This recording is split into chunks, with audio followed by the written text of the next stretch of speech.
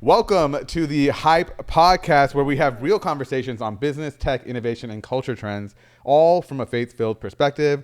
Today, I'm so excited to be talking to Jackie Rangel. She's a luxury wedding and engagement photographer based here in San Jose, California, whose work takes her around the world, but the story behind her lens is what's truly special. It's a story about faith, family, and legacy passed down from her father. She is now on a mission to share her faith through her business and activate the entrepreneurial spirit in everyone around her. Pastor Jackie, welcome to the show. What an honor. What an intro. Oh, we're working on this. Was it good? It's great. We're working on it. I've been given some advice from listeners. It'd be cool to just, do an intro before. Yeah. And I was like, all right, we'll do it. Because sometimes you just get excited. You just jump into the podcast, you know? And so I just wanted to prepare a little intro. How are you doing? I'm doing great. Listen, super excited to be here and very honored. Yeah. Just to be able to sit on the other side of what I listen to on the Hype be inspired. And now I get to be in this seat. I hope we get to inspire people. That's fantastic. Can I just say we don't have like a live chat, or we don't have I don't really look at the commentary, but it's nice to have a conversation with the listener. Yeah. So it's good. It's good. So I'm excited for you to be on the podcast. And I know we have a lot to chat about. We chatted briefly before this. And so I kind of want to just get into your story. Sweet. So I was actually looking at your website, and I saw the story about how you got started and your why for why you do this. Can you tell us a little bit about that? Like, why do you, do photography, your father, and how he helped get you into this? So this is crazy. It's full circle. Yeah. I actually had an emotional moment even this whole weekend. I was down in Southern California shooting, and it's never lost on me where I get to sit and how people trust me with their special moments. I mean, we never get to redo this again. Yeah. So for me, it's just like sitting there knowing that I came from a little town in San Jose, in the east side of San Jose. Nice. Your girl just, grew up in the Bay, and she was in the living room at one point, and her dad pointing the camera at her, and just wanting my dad to give me the camera, singing on the camera, acting a fool on the camera, just creating stories and memories that I now get to look back on, to be here now full circle and create those kind of memories for people. It is never lost on me. I'm just so grateful. Yeah, I get to see people tie the knot, fall in love. Yeah. And it's crazy because I get to see different kind of moments in their lives. And so sometimes I do graduations. Like this week, I got to shoot somebody that I did their graduation. Wow. And all of a sudden they're dating. And now I did their engagement. I'm sure I'll do their wedding. Yeah. And when they have kids, I'll probably do their, maternity session. Yeah. So it's something that keeps giving. So it's pretty cool. So your dad was the original content creator. He was doing funny. Was he doing the America's Funny Home Videos back then when you were recording? That's awesome. So was he into photography, or was he just wanted to capture family moments? I actually found out that he did film photography. I had zero clue. Ended up picking that up. He didn't really give me that gift. He didn't show me or teach me or anything like that. But knowing that stems from that was actually really cool for me. It was something that I found interesting. I still educate myself to this day. I pay for mentorships, pay for a business coach, different things like that. And so to know that my dad kind of did that in the beginning to where I'm at now, I'm like, wow, I never would have thought. Yeah. And so, I wish that I would have started younger. If I could have started younger, I would have done it. Yeah. But just sitting here grateful to know that my dad picked up what was it, a 80s, 90s film camera. And all of a sudden, all that stuff's even coming back. So people are buying film cameras from back in the day. And so just full circle moment. I'm grateful. Did he give you your first camera? He didn't, but now that I've bought all my film camera, my husband, he kind of trips out because he's like, wow, this camera's older than even your dad or even our relationship. We've been together 20 years. And so just to know that you can buy film cameras that are so old, but they're so expensive still is crazy. Yeah. Do you look back at some of the films or just moments that your dad has captured? Oh, yeah. Actually, I just had my grandmother who passed away, right? So I'm going through all these photos. And sometimes I don't like being in front of the camera, right? And most of us don't feel natural in front of the camera. But now looking back, I'm grateful that he did take all these photos, all this video, because I have great memories of my grandma and just cherish the laughs, the smiles. And getting to see that this past week has been really special, you know? So even going back, I look back at my personality as a child and nothing's changed. So it's still the same, very joyful, happy to create memories. And now I get to do that with my kids and my family. Amazing. So just grateful. Well, tell us about that process of capturing a moment and what goes into that. Maybe the skill behind just clicking the button and taking a picture. There's so much more there. And actually, I think in a world where it feels like everything is curated to be the best of what you see. I feel like there's something about, we're searching for that authenticity. And early on when, people were getting into cameras and we're just shooting home videos. It was Yeah. kind of, we're not doing it for anybody really. It was just to really capture the moment. How have you seen that kind of shift, and how do you take that on as, you know, the person capturing these moments? There's different photographers for different people. I don't feel I am the photographer for everyone. Oh, interesting. And I don't feel that, you know, every single photographer out there has a different perspective. My perspective is I do want to capture those things raw and as they're happening. There is a level of production when it comes to a wedding. Obviously, you want to do what the client wants to really cherish. But my ideal client is when they come and they go, hey, I love the production aspect of my florals and my decorations, but I value my family more than that. That to me is like the best combination, because I get to capture beauty in their details, yes, but it's those moments where the mom is crying in a corner with her daughter and holding her, or the dad is coming up and doing a first look with his you know, daughter, that I get to be present and actually like lock into sacred moments. I don't get to redo them. I don't get to like conjure up something. And so to be able to see it unfold before my eyes, actually that's one of the things I say is capturing moments as they unfold, because I don't want to like just create perfection. Like sometimes some perfect photos emotionally aren't the crispiest. There's actually some blurry photos that give more emotion. And so I want to make sure to just like capture it as we go. I am kind of like an light editorial kind of, how would I say it, light editorial documentary style photographer, where I want to see it as it unfolds, but I also will guide you so you don't feel like you have to pose yourself. And so that's my bread and butter, is just telling people how they should pose. And even like I take things into account of like, what is the body type this person has, what do they feel. I ask people what their love languages are. I like to know that because I want to tie it all together. It's really a story. But I did hear recently an interview I loved. There's this very well-known photographer that loves to shoot with Leica. What's Leica? It's like techie. It's like, you know, if I start getting techie with you, like Leica, No. Canon, Sony, I would love to nerd out. I just like to learn. I love that. And so, you know, it's very reputable. And so he starts, they ask him, what do you think is best, being your composition being clear, or like for you to get the raw emotion of what's happening? He's like, well, can't you do both? And I think that's really critical. Is like, I don't think you're in it to just make a nice photo. I'm in it to capture emotion and make an epic photo. One time a client asked me, like, I have a questionnaire when they reach out. I want to make sure I know their vision for their wedding day. And I had asked, like, what is the importance of your wedding day and what are you looking for? And they said, I want every photo to move me.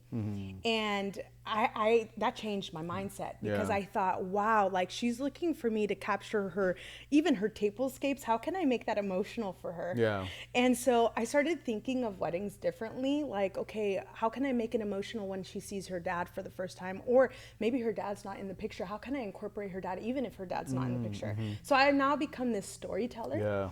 And I really find it important for people that want to get in this industry. One, we're a service-based industry. You want people to feel good about their day and feel good about their experience.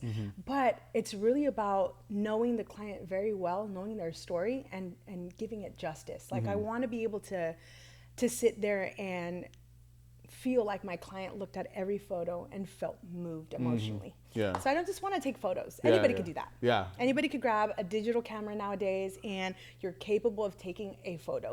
But emotionally, are you actually tugging on heartstrings? You know, are you taking it to the next level? So that's really what.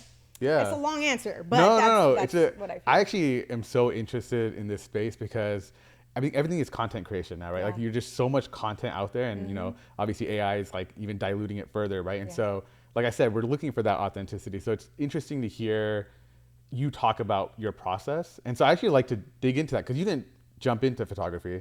You actually had a career that jumped to a lot of different places. Talk about that journey a little bit. From, you had this kind of spark in you that your dad gave you a little bit of photography, but you didn't really jump into it. How did you go from there to photography, and how did it shape kind of how you think about photography? I've done so many things in my life. And I know that I'm 37 years young, but for me, I literally, even doing, like, for example, home health hospice, and doing things like vet pathology and just the randomest, craziest things, okay?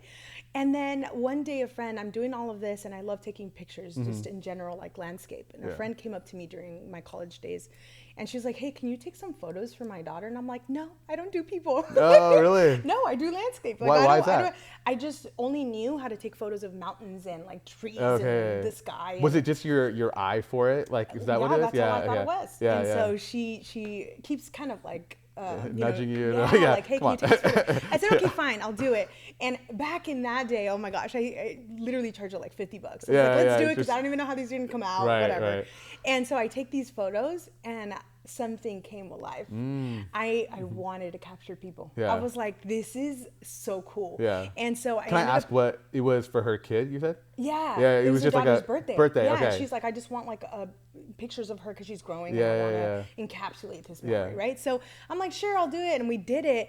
And I kid you not, if it wasn't for my friend seeing something in me that I didn't see in myself, I wouldn't be here today. Wow. I wouldn't be thriving how I am today. My mindsets wouldn't be what they are today. Of course, yes, like as a person, I think I would have grown. I have a lot of passion for life. But for someone to see something, I think that's critical. Yeah. Sometimes I walk around and people may be living life like they don't know what they need to do. My son asks me all the time, like, what should I do, Mom? He's heading into high school, yeah? And so I'm just like trying to pull out what I see already. And it's the same in life. Someone will see something in you and you're kind of like doubting it or you don't really know. Just say yes. I think one thing I've learned in life to be a yes person. And obviously with like wisdom and balance and all that, well, I don't believe in balance, but rhythms, good rhythms of that. I do believe that she changed my life. I think like her saying and being persistent was something that changed me forever. I wouldn't be here today if it wasn't for that. And I think the only difference between someone that could take a photo and where I'm at is that I really do live with passion. I try to excel in everything that I do. So no matter if it was home health hospice or taking pictures, I really just give it everything. Yeah, where did that come from? Where did that strive for excellence come from? Oh man, I would say honestly, I think it's from my father, his side of the family, my mother too. They're both, that's a great question. My mom, in every space that she entered into, always excelled to a different level. And so no matter what kind of role she took on, she did for years, like in the tech world.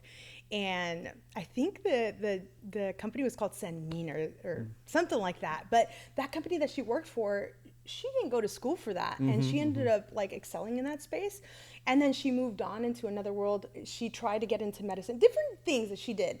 But every time she would get like a different position. She'd always get elevated. Yeah. My dad, same thing. As soon as he entered a job, it's like he gave everything he had. Even if he started at the bottom, he ended up getting to the top. I love that. And so that same spirit kind of just lives inside of me. I always just start and go with it. I think that's such an important kind of characteristic to have because you may not always be in the thing that you're passionate about, but if you always strive to be excellent in that thing, I think those are characteristics that carry over to whatever, when you do get that opportunity to be in photography like you, that like, let's say your friend gave you the opportunity, but you're like, oh, I'm not really sure I'm good at this. So I'll just do the pictures and I'll leave. Whereas like, you're like, I'm going to still be excellent, even though I may not believe fully. Absolutely. And then that's what allowed you to continue on, right? So even that, for example, that's a great point. I didn't just go in to take photos. I scouted where I was going to take the photos. What did the lighting look like when I was going to take the photos? What kind of posing do I want to do? It was my first time ever shooting like for business, really, even though it was $50.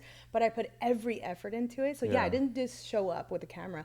I researched, I looked it up, I asked friends, and that's what's gotten me to today. So I love that. And it's kind of cool that, you know, obviously this was kind of your first gig, right? The birthday shoot. Official. But really what people are looking to ask you to capture are these like happy moments in their lives. How does that affect you kind of to be able to, like, you're a storyteller, one, but you actually see these moments where people are in their happiest, right? Like these joyous moments. And I feel like that can kind of, like, that's what people are trying to relive, right? When we relive these moments or you show it to other people. How do you find that capturing those moments maybe affects you and then what you want to do to translate back to them? Well, I'm a very like happy, joyful, optimistic person, period. But believe it or not, like, yes, weddings can be somewhat easy to capture joy because people are having a party, they're having a good time, they're seeing their family. But believe it or not, there can be sorrow in that. I recently went to a wedding and someone had lost their family member right the day before. and I had to capture emotion. That person, the bride, was no longer in tune with what was happening the day of, at least in the morning. Yeah. And I literally had to pull my photographer over. Thankfully, she was also a believer, and I said, "Hey, let's pray right now." Nice. We ended up praying for her, but I had to capture it differently. I asked her questions. So for me, I think it's connecting emotionally. I went to the bride and I said, "Hey, I know you're not really present right now because of what's happening. It's going to be fine. And tell me more about that person." Instead of shying away from the emotional side of that negative moment, I actually pressed a little bit more and became a human connection for her to be able to express what she was feeling.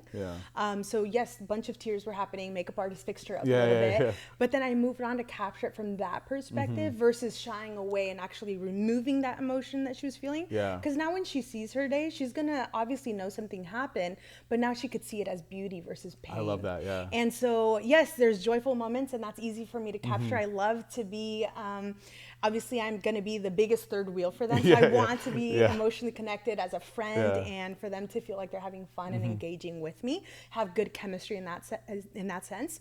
But moving even to family, like I want the family to feel connected. Sometimes people can go into a wedding, like, here's my list of what I need. This is the family that I need you to shoot. And then that's all they think of.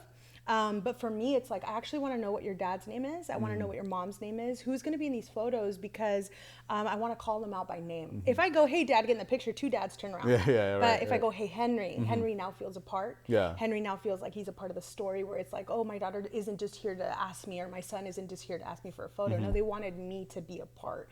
And so even bridal party, getting connected to them, knowing their stories, who's the maid of honor, who is the best man, how can they help, how can they be incorporated, what are their love languages, like all of it. It's literally everything.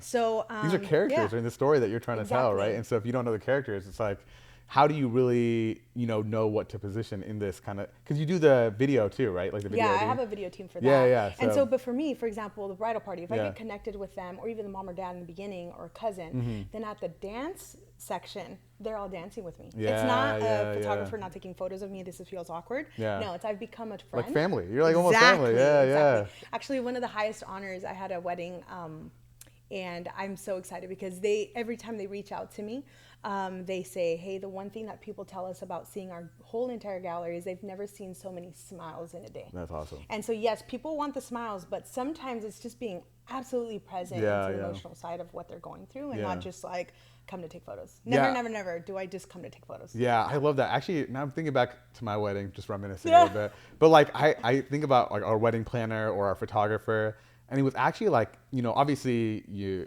for me, it was important to get to know them, because you want to make sure that they're going to like do the vision that, your wife, my wife, not me, I didn't really have a vision, but my wife had, right? And so, but you realize as you go through that process with them, they're there for your most intimate moments, right? Absolutely. And so they do really become like family. And so it's cool that you kind of think of that going in, because if it's not as important for you as it is for them, it won't translate, I think, into your work, right? Yes. Yeah. And that's why the vetting process isn't just for them to see if they like me. It's also for me to see if I like them. If we're going to click, if we're going to, like the chemistry is going to be there. Because I don't want to capture something I don't believe in.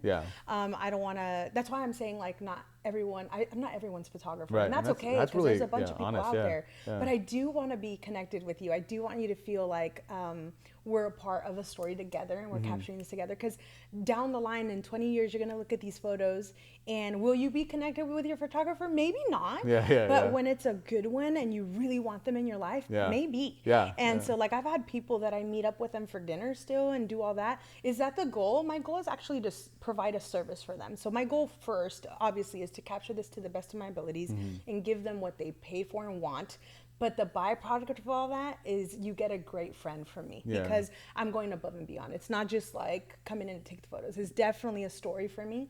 I want to do the story justice, and there's so much that goes behind. I could talk about this for days, but it's just like the beauty of connection and human emotion. It's an honor to capture. I really think it's important to talk about, because I think it's the single most important thing that we need in this new era that we're going into, where it almost feels like we're getting further and further away from human connection, Yeah, but exactly. everybody's looking for it.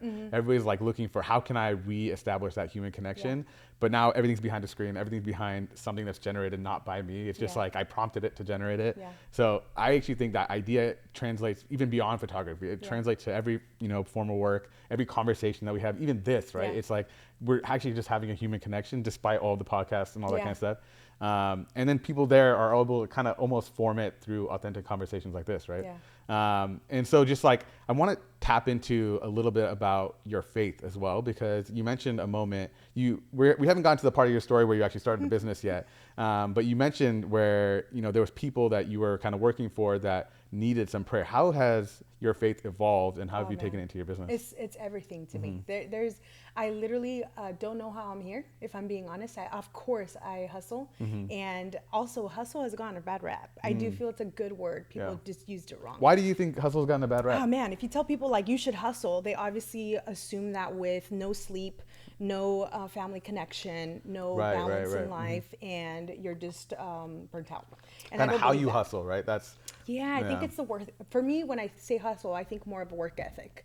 So for me, it's like I hustle, meaning I give it my all. I work really hard. I do the right things. But I feel like I'm only here by the grace of God. Like it's His favor. There's nothing else to it. Yes, my work comes into play, but His open doors that He's given me are like, they blow my mind. The fact that I get to travel the world to do this blows my mind. The way that I can, just like follow metrics and see how my business thrives and scales, that blows my mind. And it really is based on my faith. It's based on what He's done for me. I have friends in this industry, same industry as I am, and they do the same exact things, but they struggle. If I'm being honest, creative business owners, they struggle. I am so grateful that the favor of God is on me. That He called me from a young point. And it doesn't matter if I do change my career path, because I do know that eventually, 30 years from now, or maybe less, my body is not going to be the same to do this type of line of work.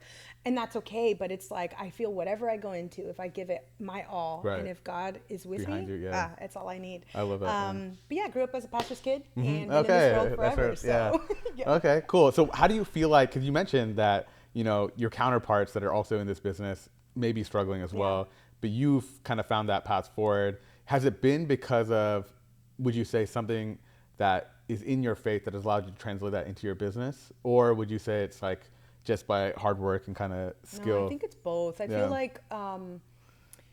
like, if you read a bunch of the Proverbs, it talks about money all the time, so I do believe that it's like faith-based, but I do believe it's also a lot of my work. So I'm working in a partnership, a supernatural partnership with God. And it's like, how can I put my gifting to work by following His principles that He says? And so I do both, but I do feel like learning about things, like you can't just assume that your business will thrive. It actually will only thrive and grow if you grow. It will only change if you change. The mindset that you carry and you create, and how you elevate your space and sphere and friendships and all that will only change when you do it. And so I think like scaling and, partnering with people and learning what partnerships you should have and shouldn't have, what opportunities to take and not take, all those things really are, for me, based off my faith in prayer and trusting God through the process while doing the hard work. And so, I don't know if I'm going to quote it super wrong, but it's something like, pray as though it depends on God and work as it depends on you, or something like that. And so I know that it's a partnership. It's not just one. But I think my faith, honestly, is a key factor, because I do trust God. Almost like I'll fly wherever He wants me to. I never doubt where He's going to take me. So people will even ask me like, oh, how about imposter syndrome? I don't have that. And good. I don't say that in a cocky way, or in a way that like flaunts my head. What I mean is, an imposter is someone that's a fraud. Someone that doesn't put the work in.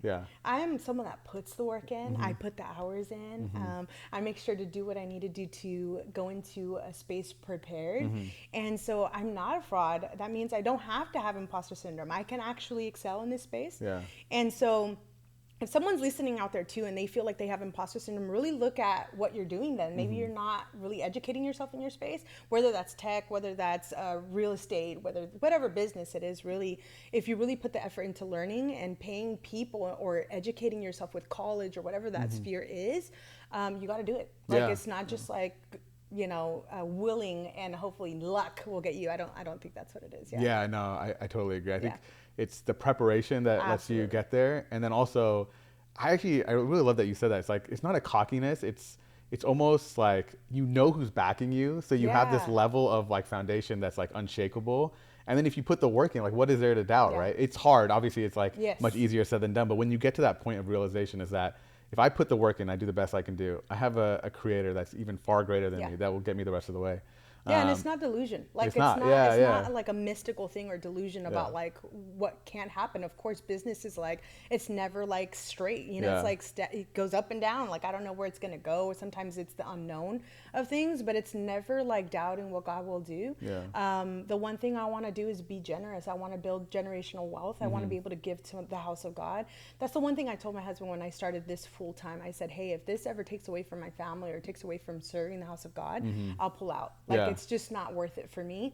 And so that's kind of like what I strive for. I strive to like build God's house. And I think to this point, I've done everything that I can to give all my efforts to doing so.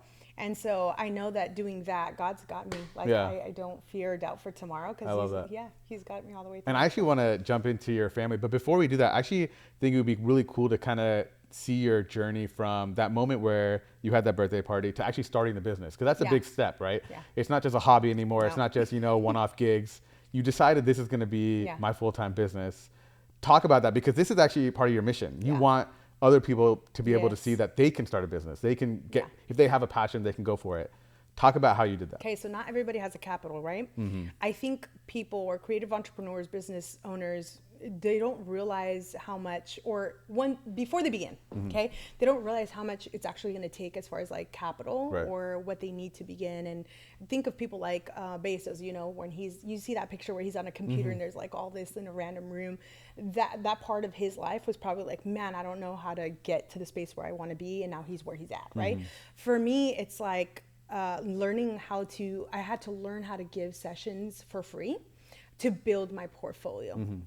But you're in the people business. You need customers. You need people to give you, like, build your reputation. Yes, right? Exactly. So I needed to make sure that people trusted me in what I did. And that meant giving a lot in the beginning, just like every other business. Yeah, you got to give so much before you start seeing the income come through. And very grateful. Patience, right? And very grateful I had a husband who was able to support me through that. So, if it wasn't for him, shout out to hubby, I wouldn't be here today. But it was those moments of like curating what I wanted it to be. What was my brand really? Because a lot of people, I think, go into a business and they don't really know that it actually takes a brand. And it takes you creating something so people can value it, people can see it, people can trust you on social media. Like you said, media is everything right now. Content creation is everything. You can tell the frauds from a mile away. The people that just say, okay, here's my link to get something, and you're just like, oh, they're selling me something. That is not my vibe. My vibe is like, here's what I sell, but I back it up with what I've done, how I do it, how I educated myself, and just growing that. So I had to give it a lot in the beginning. Grew my portfolio that way, and a lot of friends helped me. But did you have somebody tell you like, oh, you should start a business, or it just came internally? No, it was just like, I'm going to do it. Actually, it was a moment where I looked at my husband, and there was this thing. Somebody, and I hate when they say like manifesting, right? Somebody said, I'm like, I hate when people say they're going to manifest something and conjure something up. And I looked at my husband, and there was a shirt that said, at the same time, literally it said like, manifesting that money, honey. And I ended up changing the quote. But I thought to him, hey, I'm going to like strive to do this thing because one, I love it. I was a wedding planner before. Taking the photos of that myself was like, okay, cool. It's like all coming together.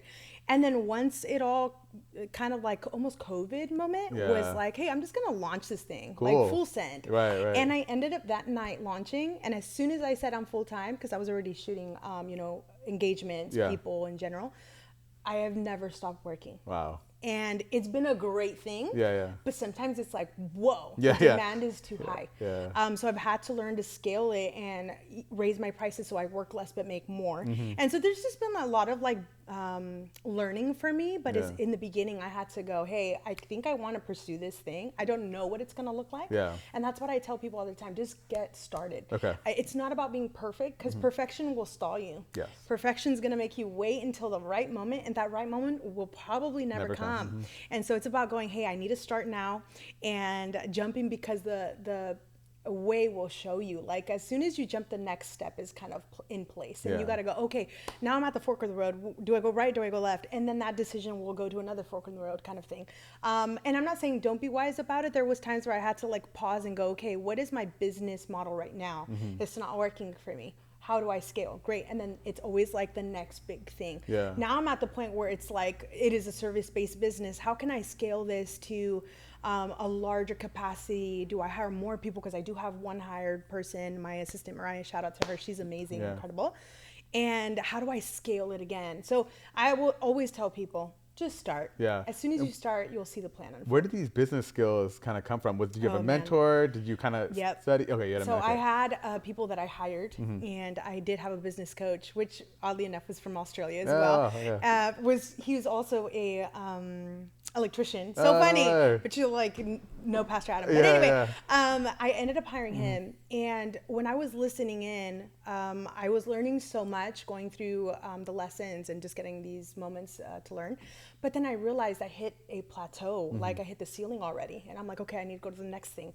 And I would hire more business coaches and more people. So I do believe if you're starting a business, because I feel like business ownership might not be for everybody. Okay, talk about that, yeah. I feel like there's people that aren't educated yet, could they be? Yes, on what the business aspect is, as far as like the admin role, taxes, LLCs, all the back end stuff that they don't really realize takes a lot of work. And set up to prepare it all. Shout out to my accountant, because if it weren't for her, I would not be here either. So having all that in place is super important. So structure is key. I did start that very early on. So if anyone's listening, starting a business, make sure it's all legit from the get. And then I would say the mentorship and doing all that actually shifted my mindset a lot. I am comfortable pretty much in every sphere. There's maybe just tech-based, conversations where I'm like, ooh, that just passed over my head, but it doesn't mean I stop there. I want to learn more. Politics, I want to learn more. Like I never stop at, well, I don't know this sphere, let me turn around. Nope, I go, hey, full send, let's figure it out. Let's get our toes wet, and maybe I'll fail, and that's okay, because actually, to me, I've learned more from my failures than just my successes. But reading a lot of books. Mentorships. Were there any key books that you read when you first started your journey? Oh man, where do I even begin? Like, of course, the traditional, like, what is it? The Habits one? I forgot what it's called. How to something to build good habits. Is that one? I forgot what it's called. But that one was really good. I did like it. I feel like there was a shift there. There's one that I was reading by just recently. It's like the 15 Invaluable Habits of Leadership or something like that. But there's a bunch that I have read that I'm like, man, it has changed me. It has changed how I think and view. There's another business owner who's Christian too. He has a book that he came out with, and I ended up purchasing that, and that changed my mind as well. God, his name is it's like blank. Once you join a podcast, guys, it's funny. You always listen in and you're like, I'm gonna remember. No, you don't remember. But don't worry. How about this? If you remember those books, because it sounds like they were good books. Oh, there's we'll add it to the show notes later. So you send it to us later. Yes, I'll send them all to you, because they are really, really good. Okay, and I do feel like they've changed my mind. I don't read books only on photography. I don't read books only on like self-help. I read a lot of books that are just all over the place. Maybe just I love that. fiction. Can we talk about this actually? I think that's really important and a really important point. Something that I've learned just being on this podcast is there's such an importance to just being curious about the world, about a lot of different things outside of your field.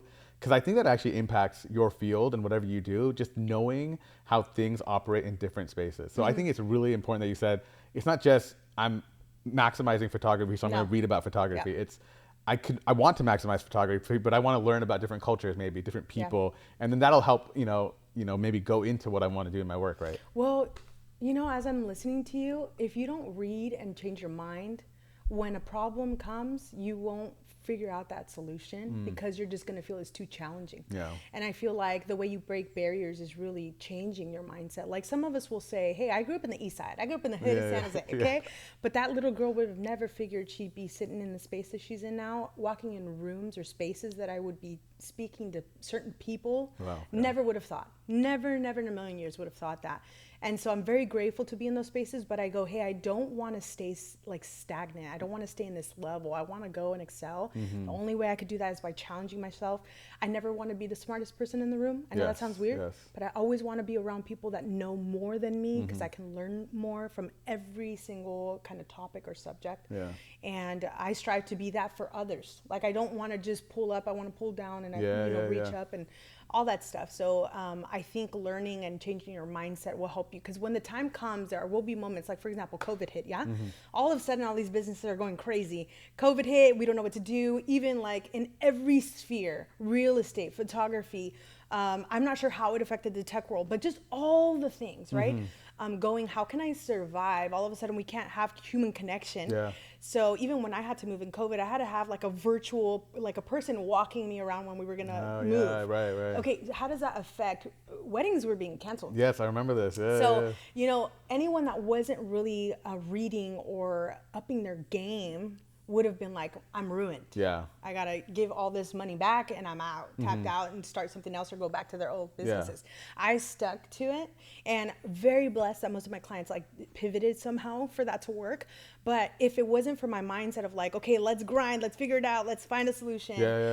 It's also a gift. I honestly feel like there's certain things God puts in people to excel. Like, if you were to ask me, hey, I need to come up with a certain number by the end of this year, I will figure it out. And it's just that work ethic in me, perseverance, right? To absolutely. It's like I need to find a solution. I'm gonna find a solution, right? So I never feel stuck. I feel like there's always something, because I always read. Excel. That's really cool. So talk about, so you started the business in COVID, right? And so you stuck it through. Talk about the challenges and maybe some of the pivots that you did make that were successful, and maybe some that didn't work. There was a lot of I did have a lot of like, not cancellations, but just pivots. And that really took me going, hey, what does my schedule look like? How will this work? And really working with planners and different people to like make it work. Hey, this doesn't align with our schedules. How does, this date look? Or, hey, this venue is no longer hosting people, which I know was really stressful for the couples. But it's like, great, I can do this, or we could make it into nature. So I really do feel like elopement photography became a huge thing then, because people were now getting married in nature. So you see people getting married in the mountainside, and I did that too along the way. So it was like going to Yosemite or going to Big Sur, figuring it out. And so that was super challenging. Changing our contracts for now, future, probably, things that would happen. We had to change so much in the industry. But it actually, to me, really, this sounds really bad, because I know a lot of people listening were affected. So I'm sorry for all those people that have lost family members, and I never, want to diminish that. But it wasn't something that really affected me, because I just like persevered through it. A lot of people that were around me did get affected, but I just like was giving people advice. Hey, you should do this. This is what I'm doing. And instead of being like on the Titanic shit, sinking, I was like, hey, I got this like lifeboat. Let's figure it out. And people really just flocked. And I just, I feel like when you serve people, you worry less. And so I always served. I always made sure to, like, even to this day, I love serving others. This is why my line of work is great for me, because I like to serve others. Like, I want to give my bride and my groom a great experience. And so I feel like serving people will always make you worry less about what you're struggling with, whether it's financial, emotional, spiritual, physical, all the things that you're going through. If you actually help someone else, I think that ends up elevating itself and your worries begin to diminish. And so that's what I did. I just served people, and I helped others learn to serve. I didn't want them just to be like, okay, great, thanks for helping me buy. When they did that, I saw how they would succeed and they would fall again. And I'm like, hey, you just gotta serve people. You gotta like excel, but like also look around. Who needs your help? And so, so if I get your journey right, some of the advice you gave was, you're just get started, right? That's the first key. Just get started. Nothing can happen if you don't get started. And then don't wait for perfection, right? Like, you gotta, you're gonna fail, and the moment you fail, you'll learn and you'll kind of pivot and move on. But one of the things that you mentioned is all the people that you placed around you to kind of help scale you, right? Like, you had the business partners, it's talk about that, because there's one thing that some people, I know I've gone through this a lot, where I have this idea, I want to do it, and it's like, I'll do it. Like, it's like, this is my journey, like my burden to bear. I'm going to do it myself. But really, it's the power of bringing people into the thing that you're trying to do and scaling there. Talk about how important it was, and maybe some of the people that you brought in early to be able to get to the point. Thanks for saying that. That's actually the answer right there. When I was a wedding planner, I obviously developed great relationship with people, all vendors across all boards. Then when I became a photographer, those relationships were the key, for the unlock to my business. All of a sudden, planners are reaching out to me. Hey, can you take the photos? Florists, hey, can you take these photos? Makeup artists, hey, can you take? And it has not. That's why it has not stopped for me. So I think that was my advantage compared to another photographer that just starts. Is I already had all the connects, and so that work was on the back end though. You realize I had to work at these relationships. I had to make sure I did favors. I had to make sure I did connections and all of the things that I had to do, meet with people. But that's really what I love to do. I don't do it just to go, hey, Arun, let me meet with you and let's do this thing because I know you're going to scratch my back later. I don't do that. I was just going to ask. I just do it to serve people. Because you didn't know you were going to do this business, right? It was, I'm just forming good relationships because this is my job. And just then they happen to come back, Just being a people person too. Like I think learning to connect with people in every space is really critical. Like, when everybody relates to people passing away, everybody relates to people getting married, health, everybody goes through health, different things, just financial stuff, just every kind of conversation you can have with someone to connect you is great. For me, those relationships I build were key. So I think like if I could talk to somebody that's beginning now would be to make sure you build relationships. You cannot succeed in life if you don't have a great team. The only reason I'm here is because I have a great team, and maybe it doesn't look like a 50-person team, but it looks like my mom and dad taking care of my kids when me and my husband can't because I need to travel the world. Maybe it looks like my husband staying back and me traveling the world to do what I need to do, and that's my team. Like that's my tribe.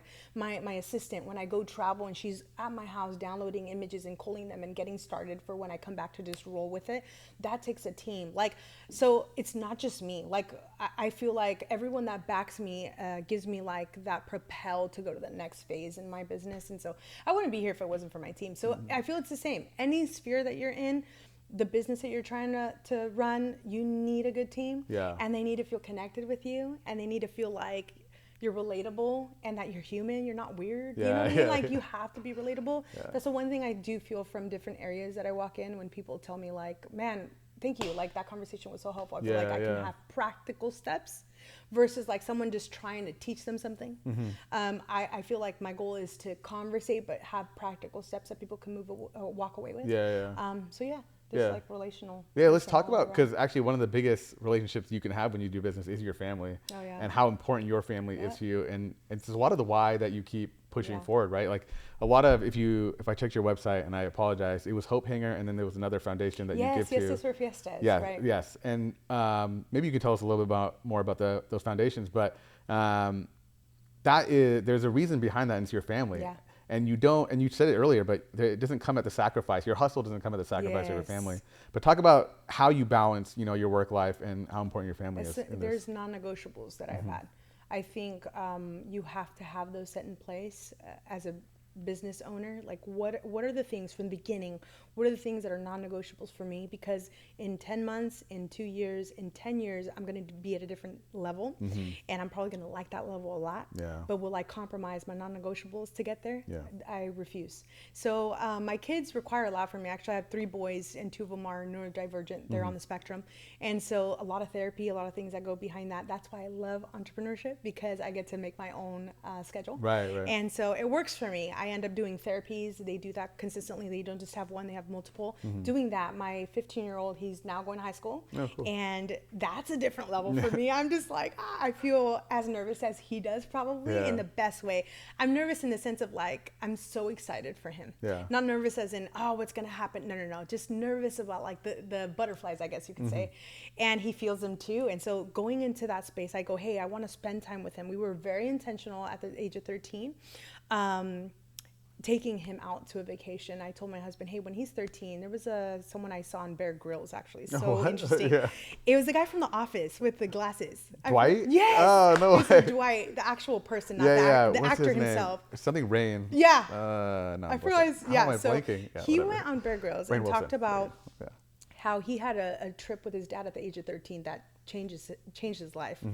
And I don't know what it was about that conversation that I went, hey, we have a son, and I want him to connect that way with my husband, and vice versa. My husband did too. So he took a trip, and instead of it in the wilderness, because we're not like that wilderness type of people, he went to London with him. Okay. And changed the trajectory of his life. I do see him different. I see how he is very responsible, loves on us, loves on his brothers. And so for me, those were the non-negotiables. How can I spend time with my family and make these rhythms in my life that will make my family excel, not just my business, because I don't want to win the world and lose my soul. Right. I don't want to win the world and lose my kids. I don't want to win the world and lose my husband. As soon as my kids were diagnosed, my very first kid was diagnosed with autism. We sat, if I'm being honest and vulnerable, we were sitting crying, and I looked at him and say, hey, the statistics are actually really high. My sister's also on the spectrum, are really high of divorce. And I refused. So I sat there, instead of praying for my son's healing, I prayed for my marriage.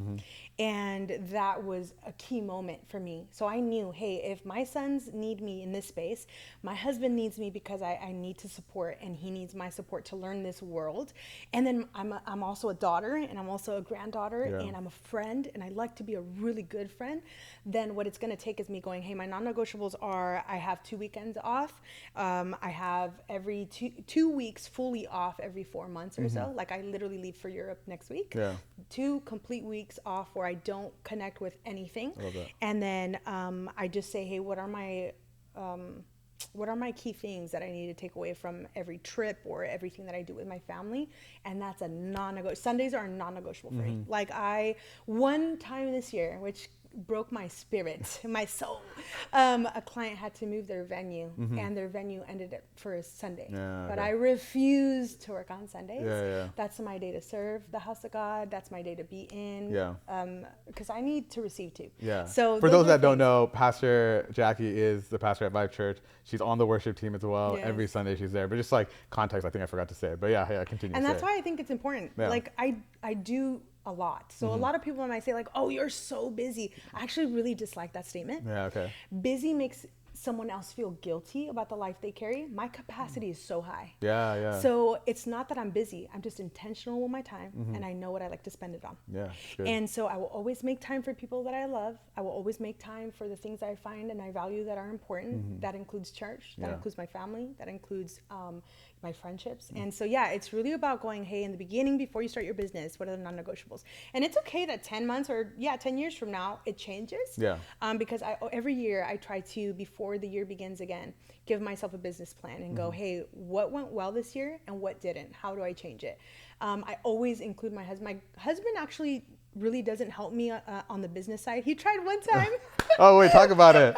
I was just going to ask about your family's involvement. Editing, people don't really realize how much editing takes. A lot of time. Like doing the wedding is like 5%. Okay, it's like, it's great, and it's the highlight of it all. Then you get home, and all of a sudden you're by yourself. You're coming down from this like high moment, and physically you might be like drained a little bit. And then you go into edit, and all of a sudden you're sitting, selecting photos, and doing the thing. Although we could talk about AI, that's how we did it. But he sat there one day. He's like, this can't be hard. So he sits down and he's going through photos. Hours later, okay, I come back in, and I'm like, how you doing? He's like, well, how many photos are there? And I think on that gallery it was like 18,000 or something like that. He goes, 18,000. I forget. It's a reel. I'll go back and I'll link you guys to it. And then he goes, this is a lot. I'm only on like 600 something or something like that. And I told him, people don't realize how much work this is. So that's the day he realized he didn't really want to help me with business anymore, which is fine. It's not for everybody. And so, I feel like him not really helping on that side, it has been still great because he helps me with the kids, does all that kind of thing. And so it just helps me a lot. Like, I don't want to, put so much strain on my family. Because it's important. But you asked me a question and I totally spaced out because, hey, my mindset. So also, I was vibing with the conversation. Here, it's I don't know but I think it was kind of around the realm of balance with life and your work and your family, and you talked about it. Okay. So people saying that I'm busy, yes, I serve here on Vibe Worship, part of the pastoral team. My kids, like I said, are on the spectrum and do their therapies. I'm a wife. I do all the things. But people that are listening, they're like, I don't know how you find time for it all. Learn to stretch your capacity. That's another thing I would tell you is learn to stretch your capacity, learn to block schedule. If you don't know what that is, my God, it will change your life. Learning that like you can really have a good rhythm for your everyday, day to day. There's also non-negotiables I have for my day to days. From the moment I wake up to the moment I sleep. I was just telling somebody I was pastoring to, like, hey, when you sleep, do you analyze like a little bit of like, hey, what did I do today? How productive was it? If you want to excel in life, you got to kind of just like analyze your life and what you're doing. If you want to grow to the next level, what does that even mean? What does it like? How do you get better at room? You know? And if you sit down and you actually have a plan, it's not just a dream now, because a dream will fade away, but actionable steps mean everything to me. That means I could get to the next level. So yeah, I think it's like encompasses all the things, like my family, but then I have these major moments throughout the year where not just in the beginning of the year, quarterly, I go, is everything good? And maybe my non-negotiables change. And that's okay. One of the things that actually, when you're talking about capacity, I was just thinking about was that I think people's capacity almost is limited by your mental. It's like something that you think you're busy, but you're really not as busy as you think you are.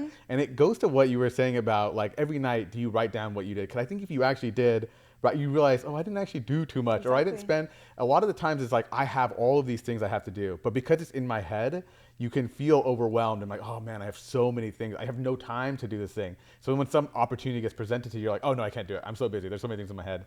But there's such a powerful moment when you just write it down and you realize, oh, this is all I have to do. Okay, let's just, tackle it one by one. But I think that goes to like how you stretch your capacity, right? If you don't even know what it is, or you can't even verbalize what it is you have to do, that might be your first problem into why you're busy or why you feel like you're at your capacity. Did you feel like all of this kind of just happened naturally for you, or you were absolutely not? You worked through it, right? The key. Yeah. The key to your burnout is you don't feed your soul. You don't feed your spirit. And so Pastor Adam actually talks about this all the time. Like if you're not being fed and you're just feeding others, you're going to burn out. And so it's really finding this good rhythm in life. And so for me, I do exactly that, is I have to feed my soul. And it comes to those moments of the rhythm of rest. So those 2 weeks off, that's going to feed my spirit. And you really got to step away. That's what the key is. Absolutely. If you're out your like whatever that 2 weeks is and you're thinking about everything that you have to do, there's a problem. There's a problem. Yeah, absolutely there's a problem.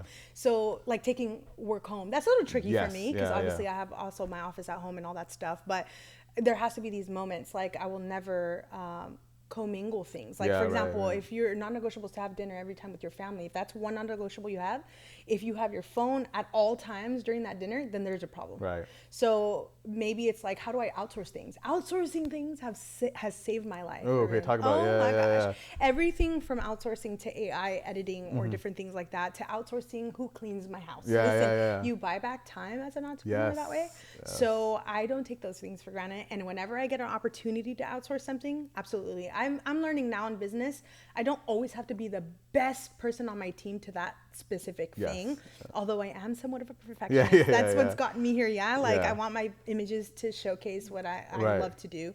And I take pride in that, but you can outsource certain things and not feel like you're burning yourself out either. So one, feed your soul, obviously, but two, learn the times. Like we're in such a kind of like sweet time in history where there's so much you can do now. And so if your capacity is so small, I would definitely do what you said, is like write things down for you to see, for you to be able to see with a clarity, like what am I wasting time on actually even, or what did I not do that I should have done this year? And I think actionable steps, like I mentioned before, are really critical. Like I would be just like a chicken running without a head at that point if I didn't really have a plan. Planning is really important. Actually, want to just quickly touch on AI and a little bit about this realm, because your business, I feel like the creative business especially, is impacted so hard by these tools that come out, and you can see people on both sides of this fence where it's some people are like, it's anti, especially in the creative space, where it's like, this is not, if art is created by AI, is it really art, right? And so how do you feel about it? Did you when it first started becoming, I mean, it's been around for a long time, but when it first started becoming like a really consumer friendly product, did you shy away from it, or were you like, oh, I'm curious about this, I need to jump right in and start using it? Like right now, love AI. In the beginning, I was like, what is it? I didn't even know what this was. This whole talk of like AI in our sphere became like this negative thing, and like people were throwing things out there on social media, and you're just like, oh man, what does this mean for me? And I quickly was like, well, how can I use it to my benefit? Yeah, okay, good. Yeah. So I jumped on the train real quick, and it helps me from everything from culling my images, which means choosing my images. As soon as I get home, I am pretty paranoid. So I back up because these are the only images that anyone holds from this entire wedding on the planet. Right. So I literally get home and I download them to a hard drive, a second hard drive, and then a cloud. So I have four backups because then I have the physical cards.